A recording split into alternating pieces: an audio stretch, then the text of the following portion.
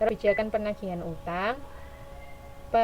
Kebijakan piutang penagihan secara aktif dapat memperkecil piutang usaha, tapi beban usahanya semakin besar. Kan kalau aktif menagih, kan berarti piutang usahanya segera terbayar. Berarti piutang usahanya akan semakin kecil. Tapi biaya atau beban akan semakin besar.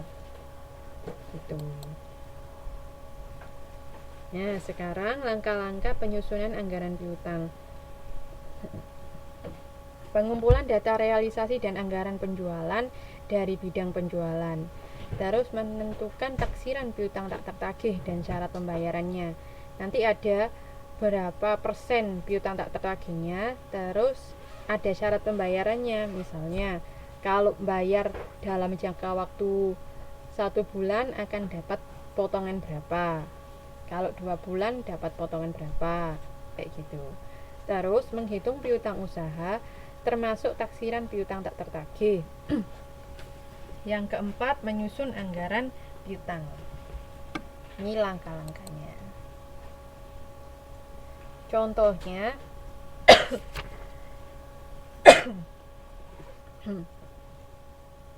ada di halaman 5.52.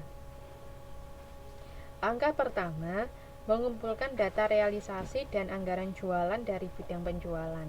Jadi di sini ada realisasi dan ada anggaran. 80.000 realisasi dan anggarannya untuk Januari, Februari, Maret. Oke, terus ada langkah 2, taksiran piutang tak tertagih. Di sini 50 persen kredit 1 bulan, 10% kredit 2 bulan, terus 1% piutang tak tertagih.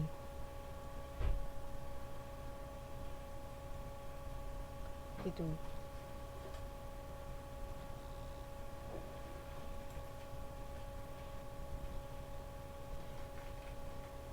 Setelah itu baru kita melakukan perhitungan anggaran piutang usaha bersih. Untuk Januari adalah 9% kali 80 ditambah 40%, 49% kali 85.000.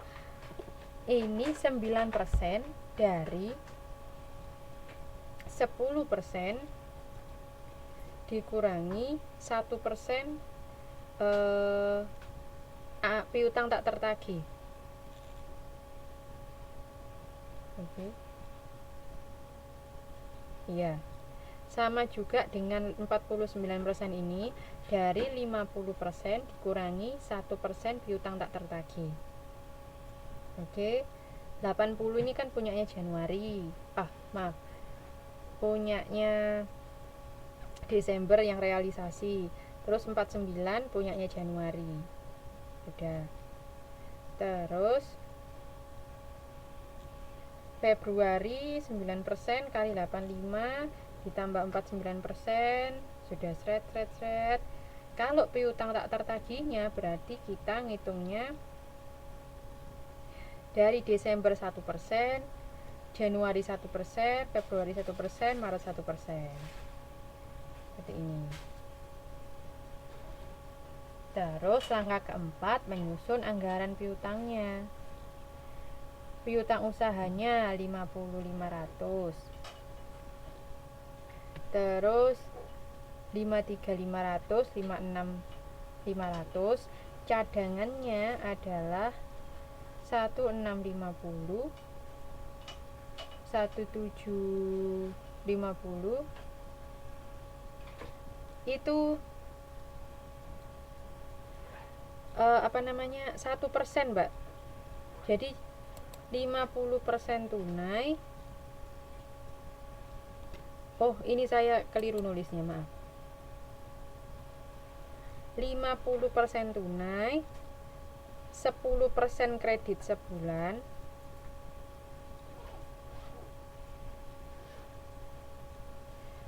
terus 10% kredit 2 bulan. gede. Bentar.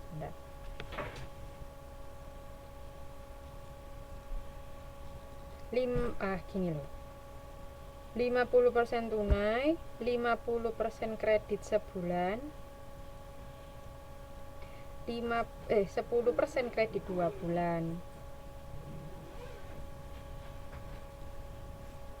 Bukan 40, itu 50.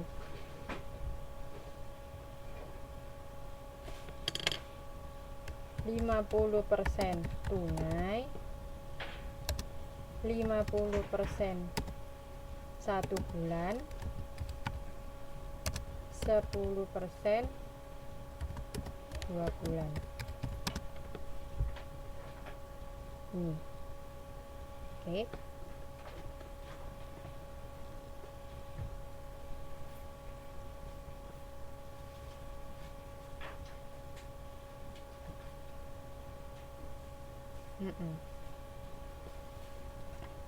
Terus di sini ada data dari anggaran piutang usaha, maka cadangan penghapusan piutang dapat dihitung pada Januari.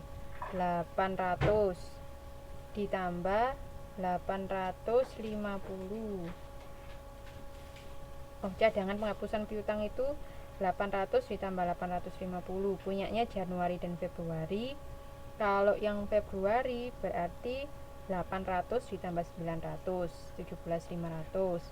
Kalau punyanya Maret berarti 900 ditambah 950. Nah, ini masuk sini cadangan piutang. Sedangkan untuk yang anggaran piutang dihitung dari 10% kali 80.000 ditambah 50% kali 85.000. Kan ceritanya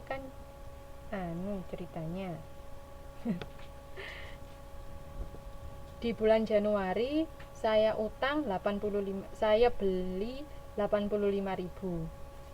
50%-nya saya bayar tunai, 50%-nya saya bayar utang.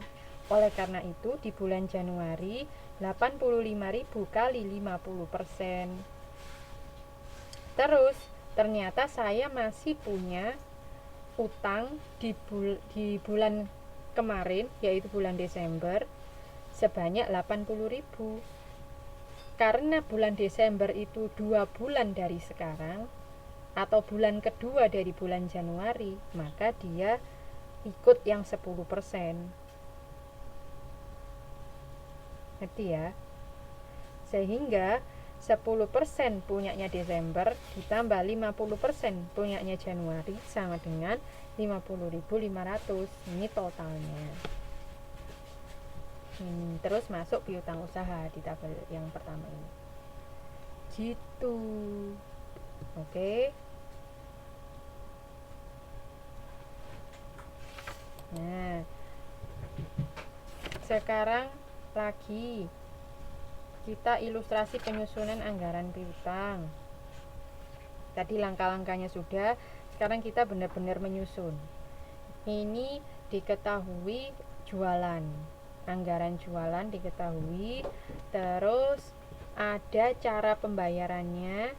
Yang pertama, 50% dari jualan setiap bulannya terkumpul dalam waktu 20 hari setelah bulan jualan. 30% 20 hari dalam bulan yang sama. 20% terkumpul dalam bulan kedua sesudah bulan jualan. Maka dengan syarat jualan 5 20 net 30. Artinya pembeli dapat potongan 5% dari barang yang dibeli bila membayar dalam 20 hari sejak barang diterima. Jangka waktu kredit paling lambat 30 hari. Itu. Oke, maka piutang yang tertagih ya, berarti yang tertagih yang sudah dapat jadi kas sama dengan 50% kali 20.000. Ini kita di bulan Februari. Di bulan Februari 50% kali 20.000 sama dengan 10